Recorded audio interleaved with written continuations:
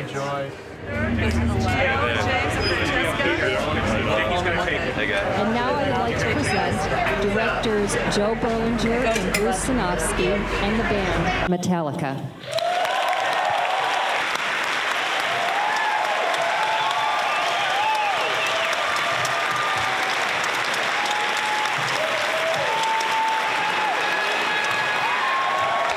So we're going to open up for questions. Anyone that wants to start? Do you have any questions out there? I really enjoyed the film tremendously, and I want to know how you guys feel about seeing yourselves up there. I hate it. You look cute as ever up there, I'm telling you. Yeah, seeing the many different hairstyles and the different looks, you could tell what time of day some of the filming took place. But, you know, once you get past the, my God, I look fat, you know, all of that stuff, it's a really great mirror, and it's a huge reality check on how people perceive you, and it's still hard to watch. Still hard to watch that movie, but it's a good mirror, and it's a good gauge, and it's a good way to learn about yourself. So go film yourself and look at it. Now that the film is done, I have a lot of reservations about it. It's scary as shit, and you know, I'm waiting for the outcome. And you know, basically, when we were doing this this film, Joe and Bruce were there so often that they became a part of the furniture, and you know, half the time I forgot that they were filming all this stuff, and you know, I don't know. It's just it's kind of weird to show part of myself or ourselves like that, and I'm still struggling with it. They always laugh at the parts that I thought weren't funny.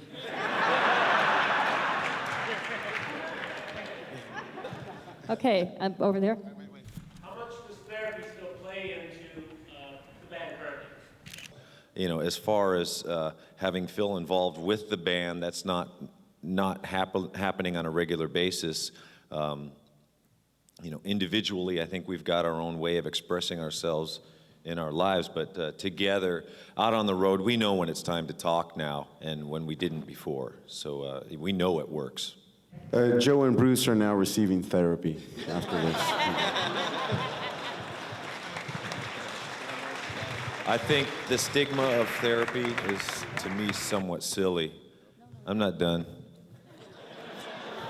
I'm not done with therapy either, but I would say that just like you would take care of your body, going to a doctor, you take care of your head, pretty much. Okay, right here. The radio commercial, it kind of seems like you really came together. Do you think you're now stronger as a band because of what you've done in this film? Yeah, there are times when we band together, and a lot of times through sarcasm, we show our real feelings, like with that radio thing, and that was very interesting. And we knew it felt horrible. But you know, when there's something not going right, we usually band together, and I particularly like the scene where I was trying to, you know, talk to Phil about, hey, you know, can we fly on our own? And I saw Lars backing me up on that, and that was, I had never noticed that before, so I'm glad I saw it, and I'm glad it was in the movie. So yeah, there are times when we band together, and it's pretty strong. Feels good.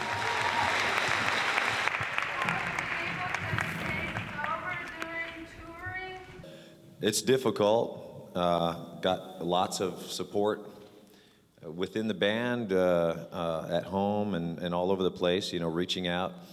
And lots of fans at the meet and greets coming up, sharing their stories. That's a huge support for me.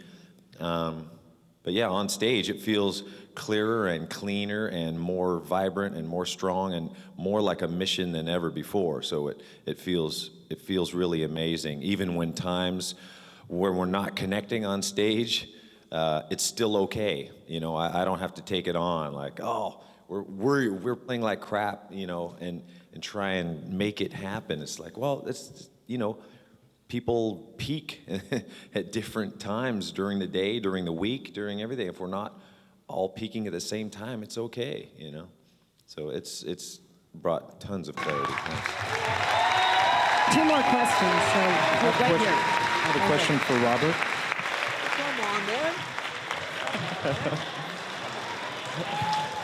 The new frontman of Metallica. How has seeing the film and being involved with the film change your perception of Metallica? It's funny, like seeing the film takes me back to those moments. You know, for me, like when I was learning the songs, the first thing that they said to me after they offered me all that money was, when we getting paid back? No, I'm just kidding.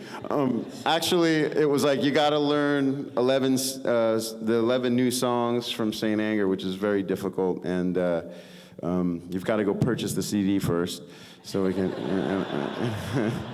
Anyway, no, but that was the first challenge. The next challenge was playing my first gig at San Quentin, which was pretty heavy. You know, that was a bit of a challenge. We didn't rehearse for that either, so that was a challenge too. And then the next night we did the Icon show in front of millions and millions of viewers. And we maybe rehearsed for that 15 minutes. So these were all challenges, and it brought me back to those moments. But these guys are so special and they're so amazing. And the first thing when I came up to audition, we didn't even play. It was like we just kind of hung out and talked. There was a lot of communication, and I thought, this is Metallica? You know, I thought they were like gonna kick my ass or something, you know. I was like, anyway, so it's great to be here, and you know, thanks for accepting me. We're having a great time. Cheers.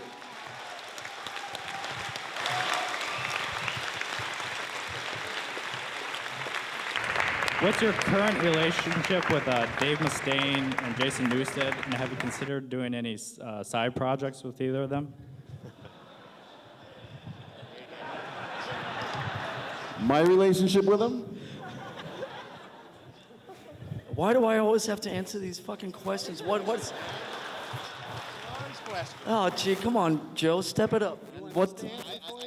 You really look like a filmmaker. Could you tell him it's a Lars question? Yeah. Some kind of Monster Part 2, the Dave Mustaine story.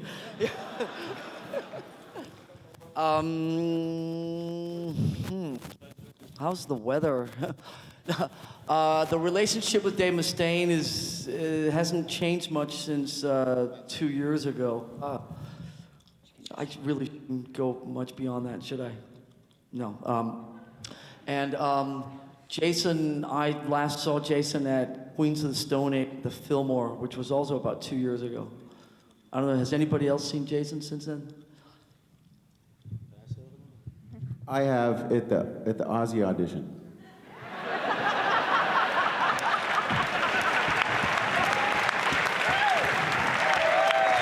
But it's true. It's really true. No, really, it is.